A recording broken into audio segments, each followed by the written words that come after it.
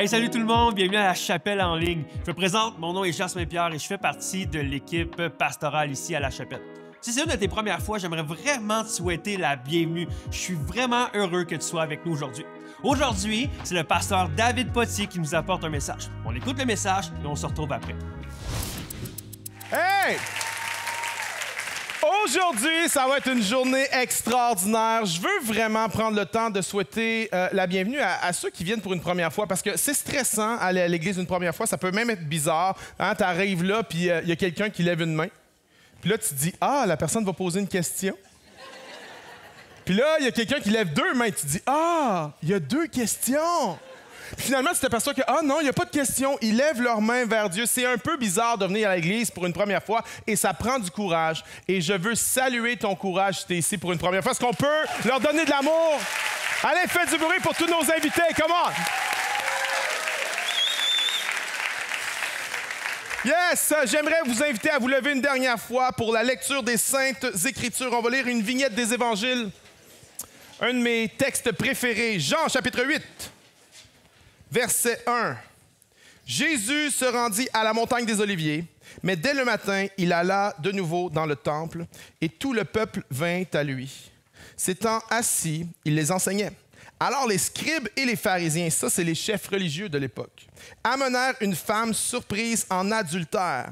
Ils la plaçant au milieu du peuple et dirent à Jésus, « Maître, cette femme a été surprise en flagrant délit d'adultère. Moïse, dans la loi, nous ordonne de lapider de telles femmes. Toi donc, que dis-tu? » Il disait cela pour l'éprouver, afin de pouvoir l'accuser. Mais Jésus, s'étant baissé, écrivait avec le doigt sur la terre.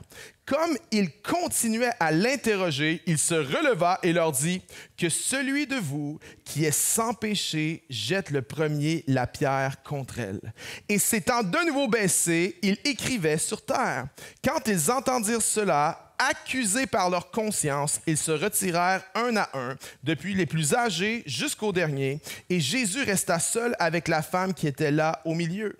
Alors, s'étant relevé et ne voyant plus que la femme, Jésus lui dit, « Femme, où sont ceux qui t'accusaient? Personne ne t'a-t-il condamné? » Elle répondit, « Non, Seigneur. » Jésus lui dit, « Je ne te condamne pas non plus.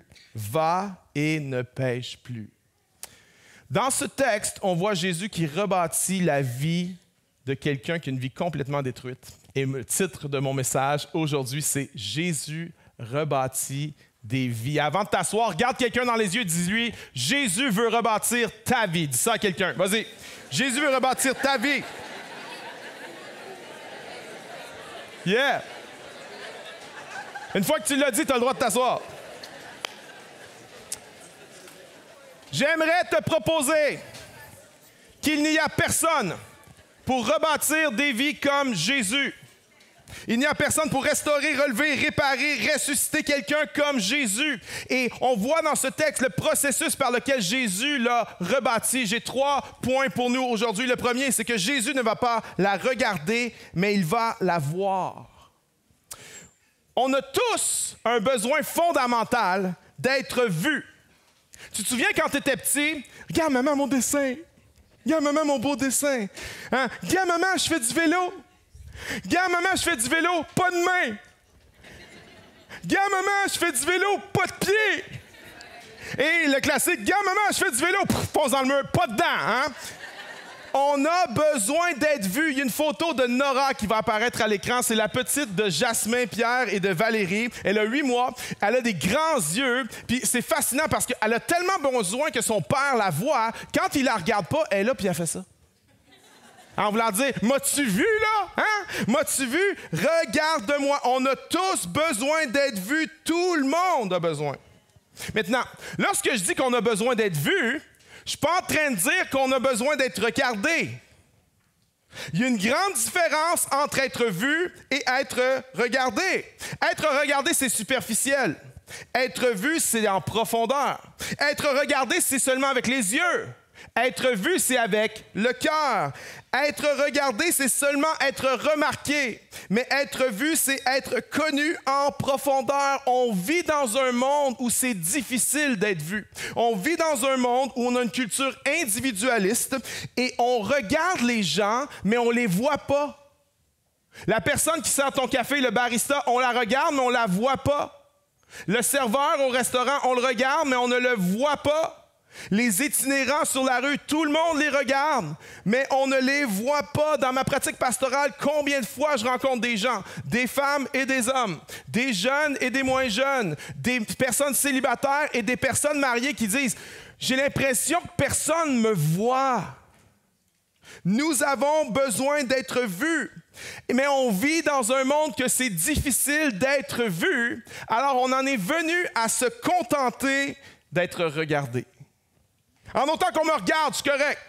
Regarde mon Instagram, regarde mon compte TikTok. Je vais ouvrir un podcast pour être vu. Je veux qu'on me voie. On pense qu'être regardé va nous satisfaire. Tellement de jeunes femmes aujourd'hui s'ouvrent des comptes OnlyFans. Et oui, une question d'argent là-dedans, mais je crois que ce n'est pas simplement l'argent. Je crois que c'est parce qu'il y a plein de jeunes femmes qui ont cru le mensonge qu'être regardé, c'est être vu. Tu n'as pas besoin d'être regardé.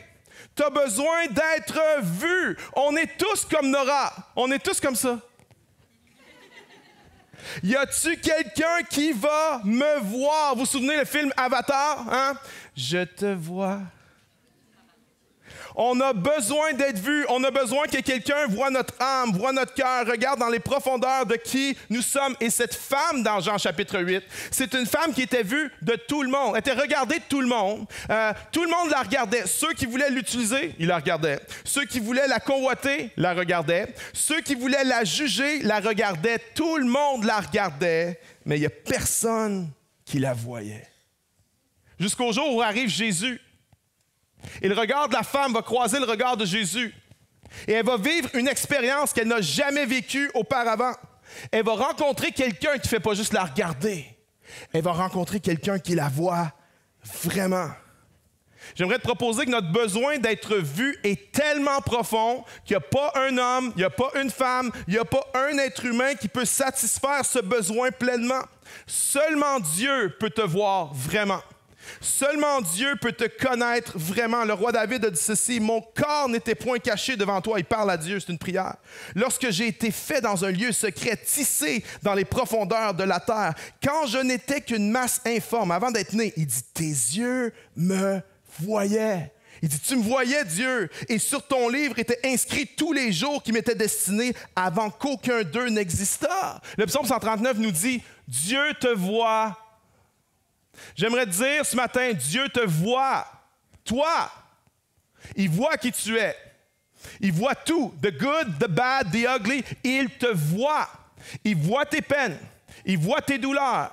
Il voit ta souffrance. Il voit tes larmes. Il voit les cris de douleur étouffés dans l'oreiller le soir. Dieu te voit. Mais j'aimerais te dire ceci, lorsque tu crois vraiment que Dieu te voit, lorsque c'est quelque chose qui t'habite, qui t'anime au plus profond de tes tripes, que Dieu te voit, même si les gens ne te voient pas, tu es correct pareil. Même si les gens ne te connaissent pas, tu es correct pareil. Même si les gens ne t'aiment pas, tu es en paix quand même quand tu crois que Dieu te voit. J'aimerais te dire de tout mon cœur, Dieu te voit. Si tu pouvais comprendre ça, si tu pouvais saisir ça, ça changerait ta vie. Parce qu'on a tous ce besoin viscéral de quelqu'un qui va dire « You're good, check ». T'es vu, t'es aimé. J'aimerais dire, ce besoin ne peut être comblé quand Dieu te voit, Dieu me voit. Est-ce qu'on peut applaudir le Dieu qui nous voit ce matin? Ce Dieu-là, qui est sensible à nous. Ouais. Jésus va la regarder. Jésus ne va pas la regarder, Jésus va la voir. Mais deuxièmement, Jésus ne va pas l'utiliser. Jésus va l'estimer. C'est quoi estimer quelqu'un? C'est de lui donner de la valeur. On vit dans un monde où on n'estime plus les gens, on utilise les gens. Parce qu'on vit dans une société de consommation, on consomme et on jette après usage. Et malheureusement, on ne consomme pas seulement des biens, on consomme aussi des gens. Trop souvent, les relations sont basées sur qu'est-ce que tu peux m'apporter, sur ta performance, au travail, en amitié, dans les relations amoureuses, même certains mariages, même certaines familles. Dans certaines familles, les gens sont devenus des biens de consommation jetables qu'on dispose du revers de la main quand on n'en a plus besoin ou qu'on a trouvé quelqu'un de mieux à côté. Puis il y en a, tu le sais parce que tu l'as vécu. Tu as donné ton corps à quelqu'un. Puis tu t'es donné comme jamais tu t'étais donné. Puis tu n'aurais jamais pensé être capable de te donner comme ça. Tu as donné ton cœur à quelqu'un. Tu as donné ton argent à quelqu'un. Tu as ouvert ta maison à quelqu'un. Même tu n'as pas ouvert ta maison, c'est devenu sa maison.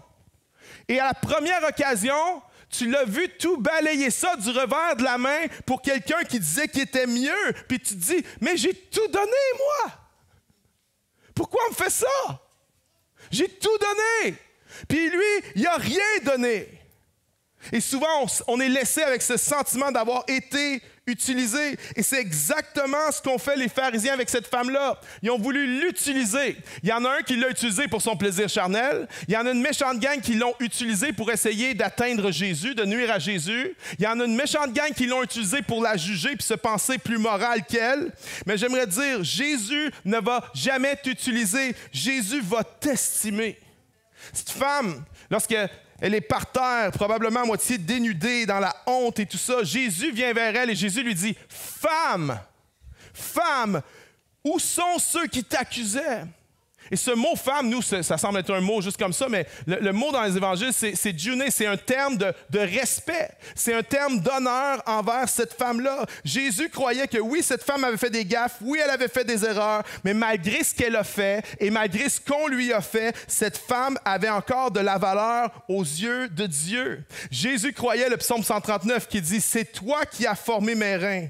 C'est toi qui m'as tissé dans le sein de ma mère. Je te loue, ô Dieu, de ce que je suis une créature si merveilleuse. » Tu as une grande valeur aux yeux de Dieu. Tu es une créature merveilleuse. Regarde la personne à côté de toi puis dis, « Je me présente, créature merveilleuse. » Vas-y, présente-toi. Yeah. Bon. Là, il y en a qui n'ont pas écouté, là. J'ai pas dit de dire à la fille à côté de toi qu'elle est une créature merveilleuse. Là, tu essaies d'en profiter. Non. J'ai dit de dire que toi, tu étais une créature merveilleuse. Maintenant, elle en pensera ce qu'elle voudra. J'aimerais te dire ceci, tu as une grande valeur aux yeux de Dieu, même si ta mère t'a pas voulu, même si ton père t'a pas aimé, Dieu t'a aimé, Dieu t'a voulu. Tu es une créature merveilleuse pour Dieu, tu as une grande valeur pour lui. Peu importe par où tu es passé. Peu importe ce que tu as fait. Il y en a, tu ne viens pas à l'église parce que tu trouves ça plate. Tu trouves que c'est endormant à l'église. Alors, je vais te réveiller ce matin, OK? On ne dort pas pendant Pasteur David prêche. Non. Je vais te réveiller, voici comment. Ça, c'est le réveil matin, le réveil universel, right? Si tu dormais, là, j'ai ton attention, OK? J'ai ici un billet de banque, OK? C'est quoi? 100 $. Ça vaut quoi? Ça vaut 100 $. Yes! Maintenant, on fait un petit exercice. OK, je vais prendre le 100 $, puis je vais marcher dessus. Je vais mettre un peu de poussière sur le 100 $. Combien il vaut maintenant? 100 $? Non! Pas vrai. Il vaut vraiment 100 $? Qui le veut? OK, plusieurs. OK, on va pousser plus loin. Je vais prendre le 100 $. Et puis j'ai prêché. J'ai vraiment prêché fort. Puis je pense que j'ai oublié de me mettre vidéo, je suis même pas sûr. Mais on va en mettre un peu, OK? Je vous pose la question. Qui le veut? Pas dédaigneux, pas en tout. Qui le veut? Pourquoi? Vous le voulez pourquoi? Parce qu'il vaut encore? OK, on va pousser un peu plus loin.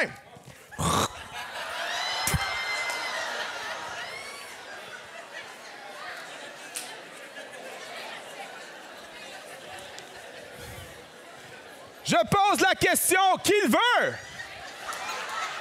Même avec la bave du pasteur qui ne connaît pas, il se dit, je le veux. Pourquoi il veut? Parce qu'il veut 100 piastres. Il vaut encore 100 piastres. J'aimerais dire à quelqu'un ici ce matin, peu importe comment on a marché sur toi, peu importe comment on a craché sur toi, peu importe les abus que tu as subis, tu as encore une grande valeur aux yeux de Dieu. Yeah! Loïc, donne-y 100 piastres. Il n'est pas dédaigneux, celui-là. Ah ouais, donne-y.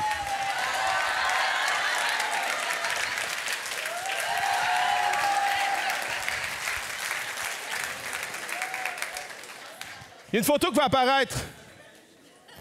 C'est un joueur de baseball qui s'appelle Shohei Ohtani. Il est presque pas connu, mais cette saison, ce gars-là a accompli au baseball ce que personne n'a jamais réussi dans toute l'histoire du baseball. Il a claqué 50 circuits et volé 50 buts en une saison. Jamais personne n'a fait ça. On est en train de dire que c'est probablement le plus grand joueur de baseball de tous les temps, puis il n'est même pas connu encore, c'est fou. Et la balle de son 50e circuit a été mise aux enchères récemment, est aux enchères en ce moment.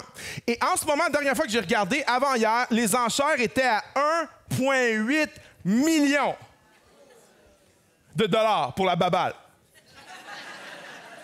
Hey, à ce prix-là, là, moi, je vais aller t'acheter une caisse de balles au Canadian Tire.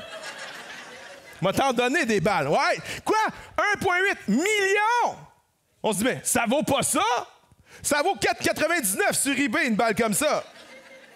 Non, ça vaut 1,8 million. Vous savez pourquoi ça vaut 1,8 million? Parce que quelqu'un qui est prêt à payer ce prix-là. Ça vaut 1,8 million parce que quelqu'un qui est prêt à payer 1,8 million. Sais-tu quelle valeur tu avais pour Dieu? Sais-tu le prix que Dieu était prêt à payer pour te ravoir dans sa famille? Pour être réconcilié avec toi? Dieu était prêt à payer le plus grand prix de l'univers, la vie de son Fils Jésus qui allait mourir sur la croix pour toi, être sacrifié pour nous sauver. Ça, c'est la valeur que tu as aux yeux de Dieu. Je valais le prix de la vie du Fils de Dieu. Hey, ça, c'est vraiment le bon moment pour applaudir, mes amis, la chapelle. Let's go!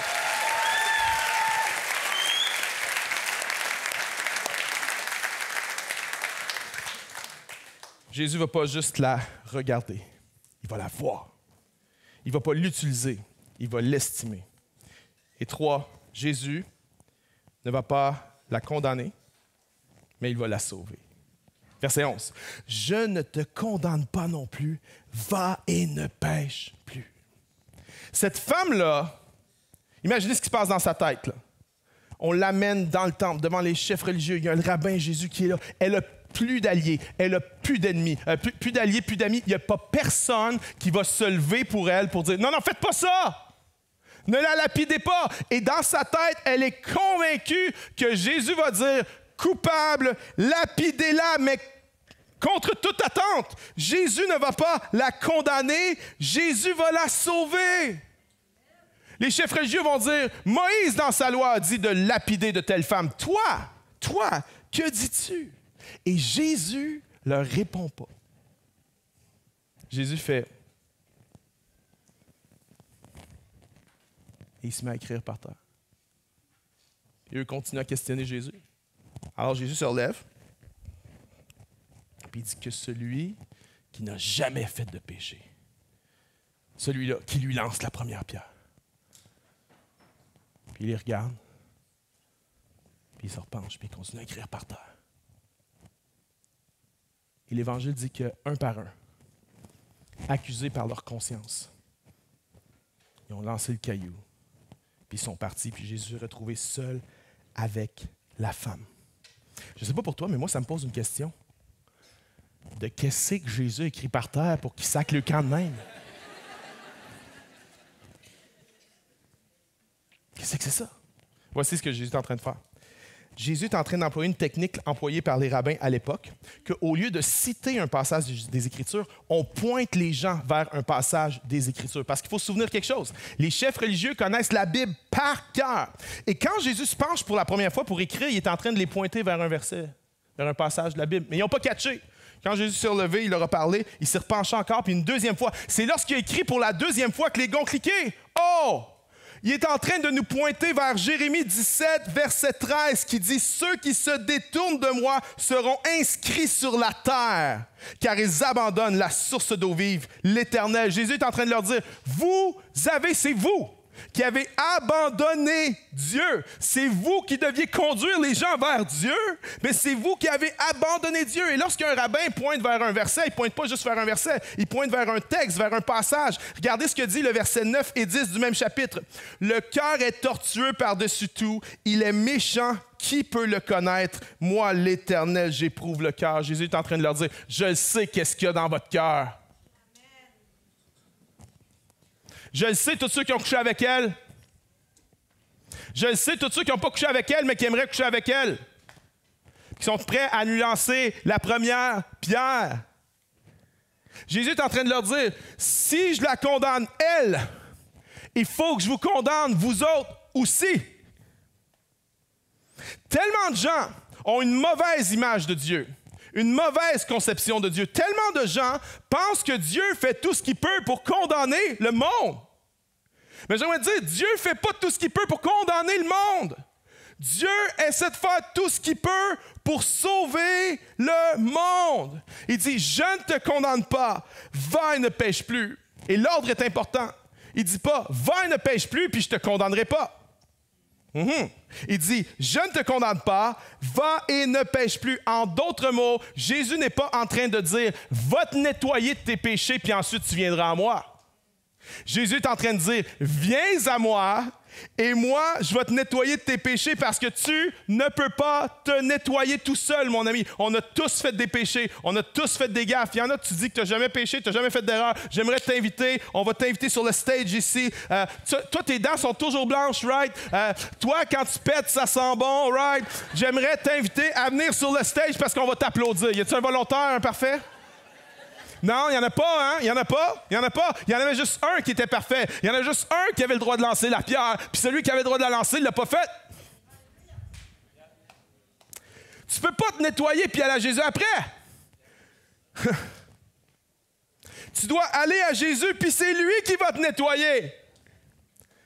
Lorsque mon fils aîné était bébé, il avait 12-13 mois, puis c'est un enfant qui n'aimait pas avoir les mains sales. C'est rare un bébé propre, là, mais lui, il haïssait ça. Dès qu'il avait les mains sales, il était comme... Il voulait qu'on lui lave les mains, puis des fois, il était tellement impatient, il haïssait tellement ça, que des fois, il n'était pas capable d'attendre qu'on lui lave les mains. Il était comme... Puis là, il faisait... Il n'était pas capable de s'en empêcher, il se lavait les mains tout seul, tu sais. Puis je me souviens, un jour, un printemps, j'étais assis à la galerie, puis le petit est dans le carré de sable, plus loin dans le fond de la cour, puis il est en train de jouer dans le sable, il y a peut-être 14 mois, je me souviens plus. Puis là, à un moment donné, je le regarde, puis il change de face. Puis il prend ses deux mains, puis il les met dans sa couche en arrière de main. Puis là, il sort les deux petites mains, les mains étaient brunes. Puis là, il se met à faire... Il se met à freak out, mais tu comprends? Moi, je sais que mon fils, il n'aime pas ça avoir les mains sales. Je sais qu'est-ce qu'il fait mon fils quand il a les mains sales. Fait que là, je me mets à crier « Non! Non, Tony! » Et là, je me mets à courir vers lui. « Non! » Hey, je n'étais pas rendu à mi-chemin, je le voyais là. Il fait « Ah! » Là, je suis comme misère, mon fils ne trouvera jamais une femme, c'est fini pour lui. Je le prends, j'y brosse les dents, il y avait juste 2 dents, j'y brosse les dents.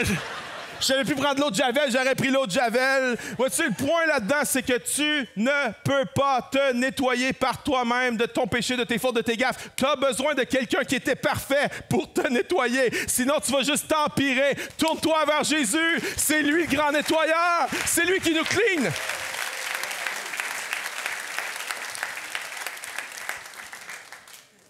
Dieu ne fait pas tout ce qu'il peut pour condamner le monde. Dieu fait tout ce qu'il peut pour sauver le monde. Il y en a, tu entends cette histoire-là, puis tu es un petit wise. Tu te dis, OK, mais il y a un problème. Le problème, c'est, la femme, était-tu coupable ou était pas coupable? Jésus n'a pas dit, non, non, guys, elle ne l'a pas faite. Non, non, la femme était coupable. Alors, la question, c'est comment Jésus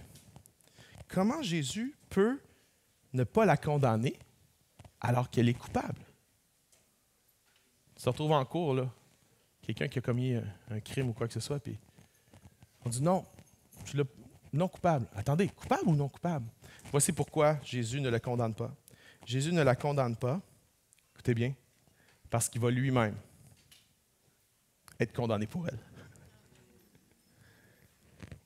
Le châtiment qui devait être mis sur elle, la honte qui devait être mise sur elle, la culpabilité et la condamnation qui devaient être mises sur elle a été mise sur lui. Jésus ne condamne pas la femme adultère parce qu'il va être lui-même condamné à sa place. Et by the way, Jésus ne condamne pas les pharisiens hypocrites parce qu'il va être condamné à leur place, à eux aussi. Il n'y a personne qui peut te relever comme Jésus. Il n'y a personne qui peut te restaurer comme Jésus. Il n'y a personne qui peut te ressusciter comme Jésus si tu es mort dans ton puits de désespoir. Il n'y a personne qui peut te rebâtir comme Jésus. Jésus rebâtissait des vies il y a 2000 ans, mais Jésus rebâtit des vies encore aujourd'hui. On regarde ça ensemble. Salut, mon nom c'est Saïe et ça fait depuis Pâques 2023 que je fréquente la chapelle. Une histoire courte, en fait, moi, c'est ça, mon père n'est pas religieux, mes parents sont pas religieux. Moi, j'ai grandi juste dans une famille, j'ai grandi avec ma mère monoparentale, mon père n'était pas présent. Ma mère était plus dans des pratiques de méditation, yoga et tout, fait que moi, j'ai grandi un peu là-dedans. Vers l'âge de 20 ans, j'ai commencé à méditer, à faire un peu de yoga. D'un autre côté plus dark de ma vie, moi, j'étais danseuse nue, donc je travaillais dans les bars de danseuses pendant à peu près quasiment 10 ans. Bon, dans tous ces 10 ans-là, j'ai vécu beaucoup de choses, des relations toxiques, de l'abus mental, physique, émotionnel, tous les mensonges autour de certaines croyances spirituelles et tout. Tu sais, au bout du compte, dans tout ça, je réalise que je faisais juste chercher un amour. Je cherchais quelque chose pour remplir mon cœur. J'en suis venue à la conclusion qu'il doit avoir un chemin. Il doit avoir une vérité. J'ai quitté les bars vers l'âge de 29 ans et j'étais un peu athéiste. J'étais comme ouverte, assise avec quelque chose de plus grand, mais en même temps, j'avais pas nécessairement, comme je dis, j'ai pas grandi avec aucune croyance à un certain Dieu. Je connaissais les croyances de tout le monde et tout. Puis moi, j'étais comme, ça sera ce que ça sera. Puis un jour, j'avais besoin d'un signe pour faire une décision. J'ai demandé au Seigneur, j'ai dit, écoute, ben moi, j'étais comme Dieu, je savais pas c'était qui. J'étais comme, écoute, si t'existes pour de vrai, fais-moi un signe. Il m'a donné un signe quand je pensais que les 10 ans que je venais de vivre dans les bars et tout ça, c'était rien à comparer des 3 ans qui allaient suivre jusqu'à mon salut. Ça a été un chemin que j'ai dû avoir beaucoup, beaucoup de foi. Puis si j'avais pas cette foi-là, je pense pas que j'aurais survécu. Parce que c'était vraiment difficile émotionnellement. De sortir surtout des bars de danseuses, j'étais tellement conditionnée à certaines choses et tout. Fait que c'était comme revenir à la réalité des choses. J'avais l'impression que je connaissais rien. J'ai découvert l'astrologie, tout ce qui est occulte, le tarot, les oracles. Je me suis embarquée dans tout ça parce qu'encore une fois, j'avais tellement faim de trouver quelque chose qui me donnerait des réponses. Mais j'avais une foi qu'à tous les jours, je me disais, aujourd'hui, il y a quelque chose qui va se passer. Quand j'ai atteint le bout du rouleau, j'étais tout seul au Mexique. J'étais dans un beau setting. Je pouvais pas mieux demander. Puis ça m'a vraiment prouvé que tu peux être n'importe où. Puis si t'as pas ça, peu importe où ce que tu vas être malheureux. J'étais tellement, tellement, tellement déprimée parce que j'ai réalisé qu'il me manquait quelque chose à l'intérieur de moi. Puis pendant 2 semaines, j'ai pleuré vraiment beaucoup. Et j'ai dit à Dieu, écoute, j'ai tout essayé. J'ai tout essayé, les chemins. J'ai 32 ans, je veux bien avoir la foi, je veux bien croire qu'il y a quelque chose qui s'en vient. J'étais comme, il doit y avoir quelque chose de plus que ça, Seigneur. Puis j'ai dit, Dieu, juste donne-moi quelque chose. Un matin, je me suis levée, puis je pourrais jamais t'expliquer comment j'ai juste rencontré Jésus. Ça a été un puits de lumière qui est rentré en moi. J'étais assise dans mon lit, puis là, soudainement, tu sais, quand ils disent que tu vois ta vie défiler devant toi quand tu meurs, c'était ça. ma vie, elle a juste fait comme ça en 1 seconde. Comme s'il y a plein de vitres qui se sont cassées. Puis là, j'ai vu les mensonges du début à la fin. Toutes les illusions se sont brisées. Puis là, j'étais juste comme... Jésus, t'es vrai? Comme... Puis encore une fois, moi, je connais rien de la Bible. Là. Genre, je sais que la Bible existe. Je pensais que Jésus, c'était juste un monsieur dans l'histoire. Tu comprends qu'on parlait de lui. Puis là, soudainement, je connaissais Jésus. Je connaissais que... J'avais toute cette information-là que j'étais... Ça m'a pris quelques jours à processer parce que j'étais comme... Comment que j'ai jamais lu la Bible, que je connais pas ça, puis pourquoi maintenant je sais ça? Puis comment j'explique ça au monde qu'aujourd'hui, en moins de 24 heures, je suis devenue chrétienne puis que j'ai donné ma vie à Jésus? Comment j'explique ça au monde? Parce que je viens juste de vivre un miracle. Puis après ça, toute la honte est venue m'avaler. Mes tatous, mon passé, toutes les décisions que j'avais faites. Je suivais des trucs artistiques, des trucs d'occulte, spirituel. Soudainement, mon algorithme d'Instagram a complètement changé. Et là, c'était un post chrétien après un autre. De gens qui me ressemblaient, de gens tatoués, de gens qui avaient trouvé Jésus. Puis là, soudainement, j'étais comme... Qu'est-ce qui se passe? Puis là, ça m'a de plus en plus rassurée et il attendait juste que j'arrive. Fait que je pense que la plus grosse transformation, c'est que maintenant, je me lève puis j'ai une raison de vivre. Quand je suis partie au Mexique, j'étais à l'aéroport puis je pleurais. Puis ça allait pas puis je comprenais pas. J'étais comme, me semble, je m'en vais faire quelque chose de le fun. Et là, soudainement, je suis au téléphone avec quelqu'un puis je leur dis, il faut que je me fasse baptiser. Moi encore, aucune connaissance de rien. Mais j'étais comme, je sais pas pourquoi que j'ai soudainement ce besoin quasiment vital de me faire baptiser. Puis, quand tout s'est enchaîné, que j'ai eu ma révélation, j'ai fait « Ah, le Saint-Esprit avait déjà mis ça en moi, c'était déjà clair. » Fait que quand je suis arrivée à Montréal, que j'ai trouvé la chapelle, que je savais que c'était ma maison, ils ont annoncé les baptêmes, puis j'ai fait « OK, ça se passe, ça s'invente pas, là. » Ils m'attendaient, c'est en train de se passer. Go. Juste que le monde sache que Jésus, il aime vraiment tout le monde. Puis, il n'y a pas un péché qui est plus gros que son pardon. Puis, il n'y a rien qui peut pas pardonner. Vraiment rien. Puis, s'il fallait quelqu'un qui me ressemble pour montrer à du monde que, ah ouais, Jésus, il aime les personnes tatouées, il aime même les personnes qui ont ton passé, qui ont ton histoire. C'est juste incroyable comment il peut aimer, comment il aime ses enfants. Puis je veux juste ça. Je veux juste aider mon père. Pour quelqu'un comme moi qui n'a jamais grandi dans l'Église, qui connaissait pas ça du tout, ma mission, c'est vraiment d'amener le monde puis leur donner une nouvelle vision par rapport à l'Église, par rapport aux chrétiens, mais surtout par rapport à Jésus.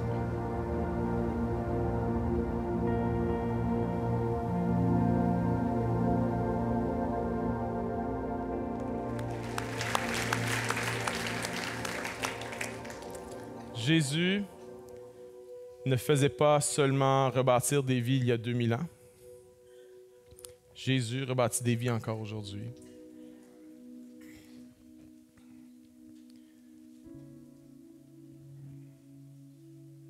Tu as besoin d'être vu. Il y en a là, tu as fait plein d'affaires dans ta vie, tu as expérimenté plein de choses. Tu as même été chanceux. On peut dire que tu étais chanceux, tu as une bonne vie, tu as fait plein de trucs, puis tu es comme...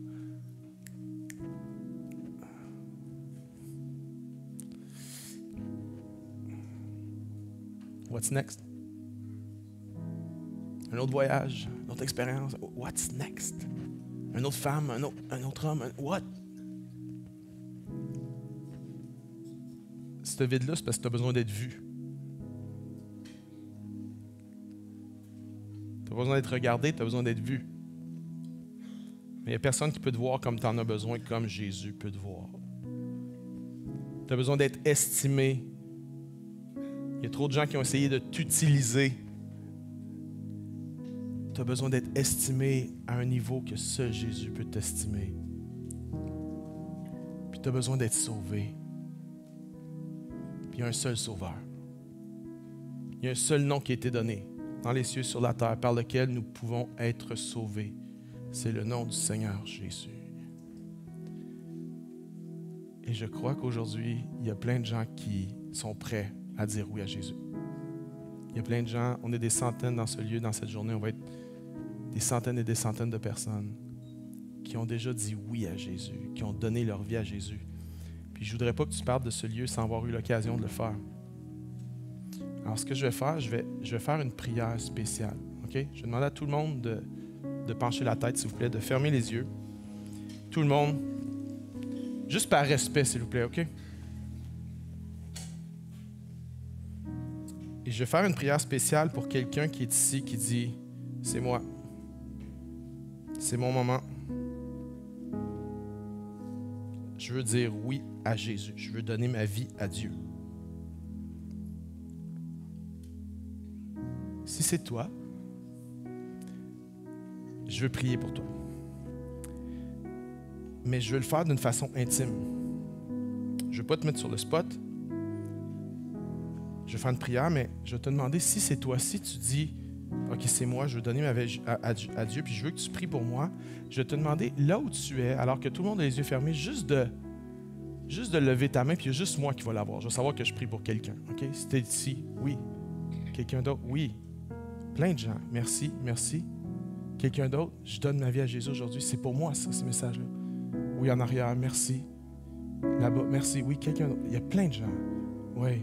Dieu te voit, mon ami. En arrière, Dieu te voit, toi aussi. Dieu te voit. Vois-moi, Seigneur, vois-moi. Dieu te voit. Quelqu'un d'autre qui dit, moi aussi, s'il te plaît, inclus-moi dans cette prière. C'est pour moi? Oui. Oui, je vois ta main. Merci, mon ami, toi aussi. Il y a des gens qui n'osaient pas lever la main, mais que là, tu as pris ton courage, puis tu as levé ta main, tu dis, oui, c'est moi, ça. Merci. Oui. En arrière aussi, merci. Vous pouvez baisser la main maintenant. Je vais prier pour vous. Seigneur, je te prie pour ces personnes qui ont levé la main aujourd'hui, qui veulent prendre cette décision de suivre Jésus. Je prie que ce soit le début d'un jour nouveau. Je prie qu'ils puissent avoir une conviction dans leur âme que tu les vois, que tu les estimes, que tu veux les sauver. Alors qu'ils crient vers toi, alors qu'ils reconnaissent qu'ils ont besoin d'être sauvés. Tu ne peux pas sauver quelqu'un qui ne reconnaît pas qu'il a besoin de l'être. Mais alors qu'ils le reconnaissent aujourd'hui, je te prie qu'une nouvelle vie commence pour eux, qu'un jour nouveau commence pour eux, qu'ils vont apprendre à connaître ce Jésus et qu'il va y avoir une explosion de vie dans leur âme et que leur approche de la vie va être différente maintenant, que les difficultés vont être différentes parce qu'ils vont les avoir avec toi. Chaque vallée va être traversée avec toi. Tu vas être là pour eux. Seigneur, je prie pour cette décision qu'ils prennent. Je prie qu'ils tiennent ferme dans cette décision. Je prie que tu puisses les entourer avec des gens qui vont les aider, les connecter avec l'Église, les aider à grandir dans leur foi. Parce que tu n'as pas fini de les rebâtir, puis tu n'as pas fini de faire des grandes choses avec eux. Je veux te remercier pour ce jour qui commence. C'est dans le nom de Jésus que nous avons prié et toute l'Église dit Amen. Est-ce qu'on peut, s'il vous plaît, donner beaucoup d'amour à toutes les personnes qui ont pris cette décision aujourd'hui? Allez, allez, allez! Allez, plus fort que ça!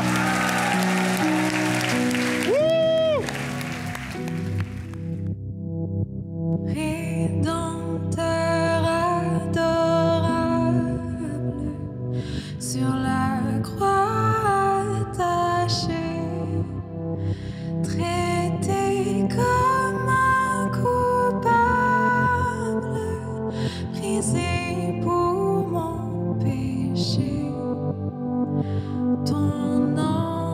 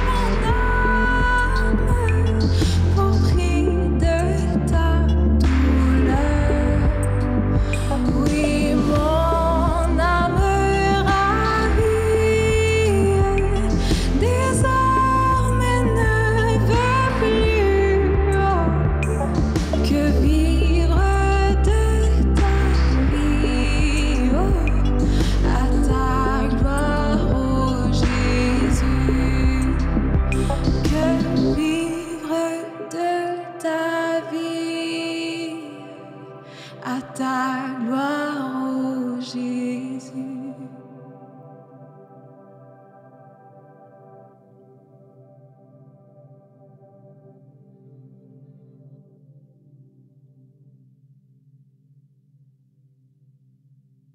Wow, quel message de Pasteur David, hein?